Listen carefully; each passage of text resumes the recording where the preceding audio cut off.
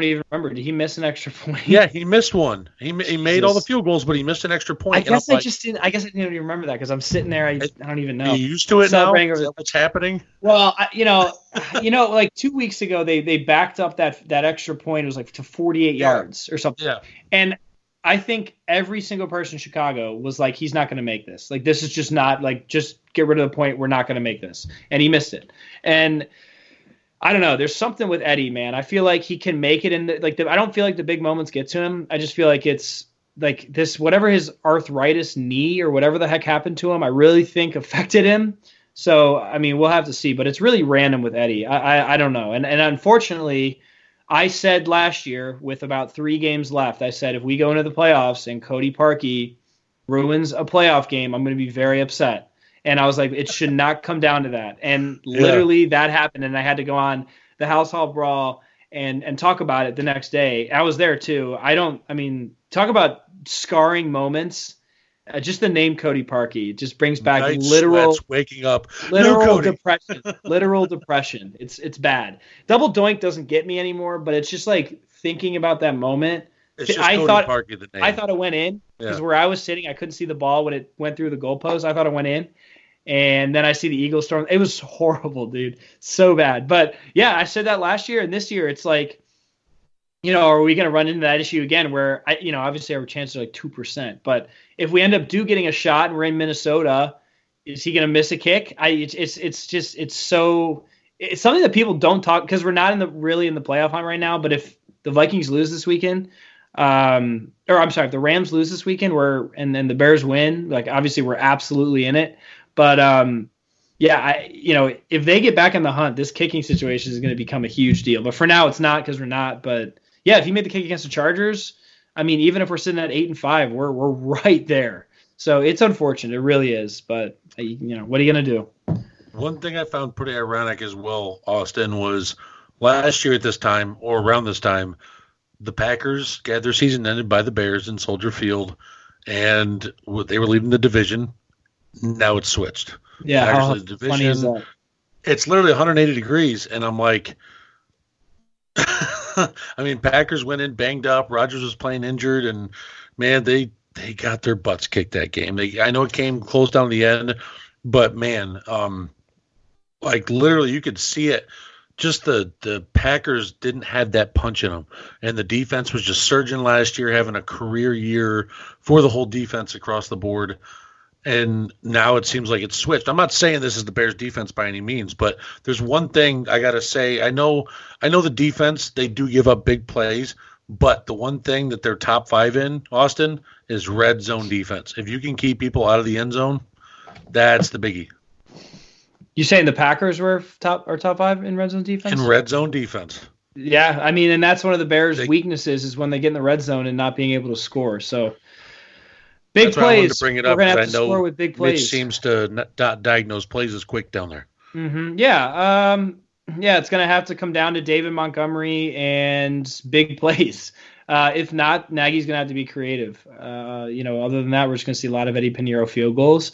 I think they'll be able to move the ball, but obviously that issue always is when they get inside the 20-yard line, are they going to be able to bring it in a couple of times? And they're going to obviously have to do that against Aaron Rodgers. Well, you know what? I know that we're getting around that hour mark a little bit before, so I'm going to move on to something called rapid fire questions. Oh, Jesus, Jay, what'd you just do that for? Well, 10 minutes. Yeah, I looked at the clock, Jay. I know. It's 10. He just needs his producer feeling. Rapid fire questions. Number 1, what happens with Mitch's contract if he starts to play a little bit worse than he has been going into his 4th year, and then you have his, I believe, his 5th-year option? I mean, what happens with that? I think these last 3 games basically solidifies his 5th-year option. I think they're going to pick it up regardless. Well, 5th year is really early, but yeah, I think it's tough. It's really tough. If he ends really bad, I think they bring in a veteran and possibly draft a QB. But if he ends fine, they're in the draft this year. If he ends okay, I think he's going to be the starter next year. And I think they'll bring in a backup, no one to really compete So they'll say to compete, but I think it'll just be a backup. B side to that question, because I've seen you have some more of like who you want as a QB veteran if that does happen. And I've seen Bears fans go all over you. Who would you want as a veteran QB? No, and I agree with some of your takes on those, and I can't believe that they wouldn't want that. But who would you want as a top 3 veteran list to come in for Mitch to kind of let him sit on the bench, groom him, and run this Bears offense? Yeah, it's tough because, as Bear fans, we shouldn't be picky about what QBs we want. We've never had a good QB. But now that's what you're missing from the offense, obviously. Yeah, I know. So need it. It's either give Mitch time to become the star that he's supposed to become, or, it's Cam Newton is going to be number one. A Cam Newton who literally just sat out a year to get help. I don't know who in their right mind. I've seen he dresses funny. He's all about himself. Who cares how he dresses? He's one of the best athletes in the NFL. Number one, who cares how he dresses? Number two, the dude does more community service than just about. He literally sat out this year, and he's still the Walter Payton nominee. Here's it. Yeah. If I'm having a football discussion with anybody, and we're having a quarterback discussion particularly, and your argument at any point has to do with his personality off the field or how he dresses in press conferences, our conversation is over. You're a freaking idiot. You're an idiot. You cannot talk about quarterbacks and talk about how they dress in a press conference and sit there and tell me that matters in how they play on the field. It's the dumbest shit to just be negative and drive social media hate on somebody over football stuff over using non-football stuff. That shit irritates me. Like I can go at Cam in so many ways as a quarterback without having to ever use anything about him as a person. No disrespect to Mitch, but Cam's an upgrade over Mitch. Big time. A guy who sat out a whole year. 2 years, 2 years ago when he went out because of his shoulder or whatever it was, he was an MVP front runner at that point when he went down, and people forget about that. But he is, he dresses funny. He likes to be unique. He's one of the nicest guys, humble guys in the league right now. He does so much for the community. I don't know how you can hate. I really don't know how you can hate this guy. And as a Bears fan, I don't know how you don't want him. I really don't. So Cam's number one. If they can get Cam, I don't care what they do with Mitch. Mitch is great with Montgomery would. Oh, I know. That's the thing. He's a read option king, and he'd go back to his Auburn days. It'd be night. It'd be beautiful. Other than that, in terms of vets, I really don't like anymore because the only ones we'd really go after are Mariota and probably Case Keenum. I don't really like any of the other ones. So you don't like Foles to come in and just manage the game? Oh no. Oh my God! And the amount of money we'd have to pay him for being that is Jacksonville paid him out the behind. I know. Yeah, no way. All right, one more, and I think he's going to be a free agent this year. Don't scoff at me. He's coming out playing with a vengeance now. He got sad on his birthday. Andy Dalton, I feel like, could be a game manager. Yeah, not to come out and be this like thrower, gunner. I'm talking about just run the offense, hand it off to Montgomery, make the adjustments. He's a long enough veteran to know how to run an NFL offense. Yeah, I knew I was forgetting someone when I was naming Case Keenum, Marcus Mariota. But yeah, Andy Dalton's someone I would not be opposed to either. He's that guy who can put up 400 yards, but he's also the guy who can throw 4 picks. So, but he's a really good game manager, and I would not be opposed to bringing him in and just having him like back up Mitch. And if Mitch doesn't do well, putting him in because Andy Dalton is someone that can win a game for you. So yeah, I'm not opposed to that at all. I'm really not. I would actually, if we don't get Cam, I'd probably put Andy Dalton as number 2. Okay. Well, then I guess there's an option C I want to ask. A draft quarterback, who would you want? If they fell to the right place. I don't think we should. Okay, the only quarterback I think we should draft is Tua if he falls because of his hip, but I think if he falls before the draft, he's going to stay at Alabama.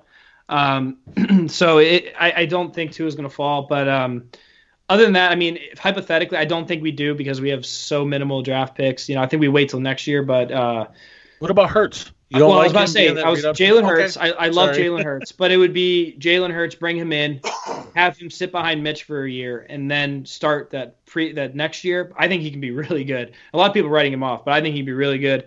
I like Anthony Gordon. He's going to take some grooming, and Jordan Love as well. But another guy, I mean, you're going to get Love as well. I was just going to mention. It's Joe Burrow, it's Tua, and then it's come on, from Oregon, Herbert. Oh, Herbert. Yeah, Those are the guys yeah. who are going to come in and they could probably start right away. But then you have guys like Jacob Eason, Jordan Love. What about from Georgia? Oh no, I don't like Jake Fromm. He just reminds me of like Andy Dalton, but like Okay. not the skill level. I don't like Jake Fromm. He has a really good offensive line and a really Fully good running back. respectable. I Georgia mean, fans hate him down here. yeah, I'm not a huge fan of his. He's not someone who could take over a game, and that's who we kind of need. So I don't love this QB draft, but I wouldn't be opposed if they go after like either Jalen Hurts early or Anthony Gordon, Jordan Love later on in the 4th or 5th round. Yeah. Okay, I respect that. Now, in the management side, and again, I'm not predicting this. I'm just asking. Say if the final 3 games don't go as planned, who takes the blame? Is it Nagy or Pace? I've seen a ton of split Bears fan base on this. I know when people wanted Nagy's head before he started opening up the offense, and then I've seen how the other side go out and try to put Pace's head on a spike for signing certain players and drafting certain players. So I mean, how do you feel about who would get the blame if something does happen? I don't know because at this point, like from what we've seen with Mitch, it's going to be really. I don't know. It's going to be hard to put it on Nagy, but then it's going to be hard to put it on Mitch, but then it's going to be hard to put it on Pace. It's just like, I mean, if it really goes south, you can really. Is it a south, 1 more year cushion basically across the board? Oh yeah. Okay. No, we're not losing anyone this offseason. But I think if it goes really south, you could probably blame Nagy. But yeah, we're not. No one. I don't. At this point in time, I don't think we lose any Mitch, Nagy, or Pace after this season. All right, this one just popped in my head because your guys are kind of talking draft stuff. What is kind of, even if you make the playoffs and everything goes right, I mean, best case scenario, worst case scenario, what's kind of your thing that you guys want to see done now with your first picks? Because you're not a first round pick, but your first picks in the draft. Where do you guys want to see the holes filled in the draft? Regardless of what happens in free agency. It looks like he's happy about that question. Yeah, he's I am. Tight end and guard. 2 seconds it's super easy. Trade up for a first? We could go late. If my thinking was if Tua was there, they could trade up. But I like a tight end and a guard. I think there's a couple up the top. There's a couple good tight ends. The top 2 or 3 tight ends are really good. And then you have to go guard. I mean, those are glaring holes, and then from there it's just a matter of who we want to bring in and build, and who we want to sign this offseason or draft in replacement. So, but yeah, those are the 2, tight end and guard. Now, do you see like maybe a move on from Leno or Amukamara because of not their play but their cap hits? Because I've looked at the cap space for the Bears, and a couple of those guys would save almost $10 million in each move. And doing that, you can expand more room to sign other free agents and possibly spend other draft picks on high-quality offensive linemen, cornerbacks, and with it being a wide receiver, quarterback, defensive line, heavy draft, I feel like corners are going to be there in the second round. Yeah, I don't know. I mean, I think we have Prince for 1 more year, correct? I'm not saying his play is bad. I'm just saying that the cap hit is very high, and you guys are projected. I know, and that's what we're gonna have to decide. I honestly can't remember. I mean, if Prince's contract is up, we're not gonna re-sign him. But if it's still here, he's got 1 more year. Okay, yeah, I can't imagine them. I can't imagine them cutting him. They might still sign a quarterback. I mean, they drafted so many defensive players in the draft last year. I mean, I think 4 of the 5 that they drafted were 3 of the 5. I don't even know what I'm saying. They drafted a wide receiver or they were heavy offense last year. Yeah, they were 3 and 2. So they could go cornerback because maybe guys like Duke Shelley or Steven Denmark didn't really work out this year. So maybe they go cornerback early. But I think they keep Prince for another year. I think it's a matter of I don't think we're going to bring Danny Trevathan. Do you think Kyle Long is gone? Yes. Kyle Long is gone. Adam Shaheen is gone. Danny Trevathan, I think, is going to be gone. And I wouldn't mind it if they actually signed Nick Kwiatkowski. So, yeah, I mean, we're going to lose people, but I don't think it's going to be awful. Next year is going to be the tough one. Do you think HaHa gets re-signed? I don't know. I don't think so. But Or do you think it's a safety drafted with one of the picks? Because